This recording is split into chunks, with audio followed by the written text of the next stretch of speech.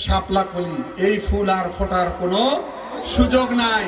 আপনারা আর ভুলের জায়গায় থাকিয়েন না। মেইন দল, যে দল ক্ষমতা যাবে সেই দলে আসেন। আমি জাতীয় পার্টি থেকে আপনাদের ধানের শীষে ভোট দেওয়ার জন্য উদ্যোক্ত আহ্বান জানাচ্ছি। বিএনপি বাংলাদেশের মানুষের ভোটে রাষ্ট্রীয় ক্ষমতায় যাবে। ভোট দিব কিসে ধানের শীষে।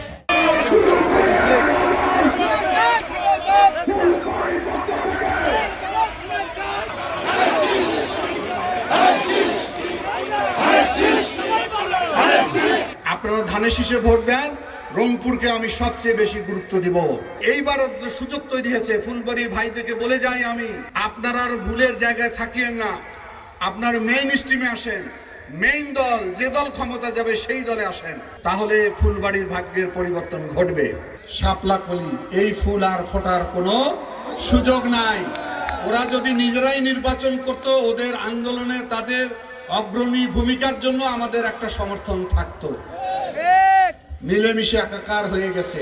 পৃথিবীতে 10 জন মানুষ বেহেশতের খবর পেয়েছে, আর কেউ পেয়েছে? ওদের নিজেদের ঠিকানা নেই, ওরা আমাদেরকে বেহেশতে নিয়ে যাবে। তবে যদি এটা হয় যে হ্যাঁ ওই মার্কায় ভোট দিলে, তাহলে ফুলবাড়ির লোক তো একটাও বেহেশত যাইতে পারছেন না, কারণ ওই মার্কা তো এখানে নাই। আপনাদেরকে ধ্বংস করে দিল তো। কুড়িগ্রামের নেতৃবৃন্দর সামনে ওয়াদা করেছি যে আগামী দিনে যদি দুলু ভাইয়ের নেতৃত্বে আমরা সোহেল ভাইকে আগামী 12 তারিখ ধানের শীষে ভোট দিয়ে জয়যুক্ত করতে পারি, আর দুলু ভাই যদি এমপি হয়, ইনশাল্লাহ মন্ত্রী হবে, 2 ভাইয়ে মিলে আমরা এই এলাকার উন্নয়ন করব। আমি জাতীয় পার্টি থেকে আপনাদের ধানের শীষে ভোট দেওয়ার জন্য উদ্যোক্ত আহ্বান জানাচ্ছি। তারুণ্যের অহংকার তারেক জিয়ার নেতৃত্বে আগামী দিনের বাংলাদেশ সুন্দর সাবলীল হবে। আমাকে আলহামদুলিল্লাহ দল থেকে ধানের শীষের মনোনয়ন দিয়েছে। আপনাদের কাছে আমি ভোট প্রার্থনা করছি।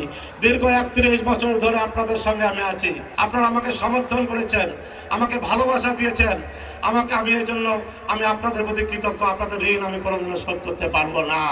আগামী দিনে আমরা কুড়িগ্রামকে নিয়ে চিন্তা ভাবনা করছি, কুড়িগ্রামে উন্নয়ন করার জন্য। আমাদের ফুলবাড়ি, কুড়িগ্রাম, রাজারহাটের উন্নয়ন করতে হবে। বাংলাদেশের যে প্রেক্ষাপট, সারা বাংলাদেশের মানুষের অবস্থা কি চাচ্ছে বাংলাদেশের মানুষ? বাংলাদেশের মানুষ চাচ্ছে আগামী দিনে ইনশাআল্লাহ বিএনপি বাংলাদেশের মানুষের ভোটে রাষ্ট্রীয় ক্ষমতায় যাবে। আর আমরা যদি আসনটি ধানের শীষের প্রতীকে দিতে না পারি, তাহলে আমাদের কি অবস্থা হবে? পূর্বের মতো অবস্থা হবে, তাই না?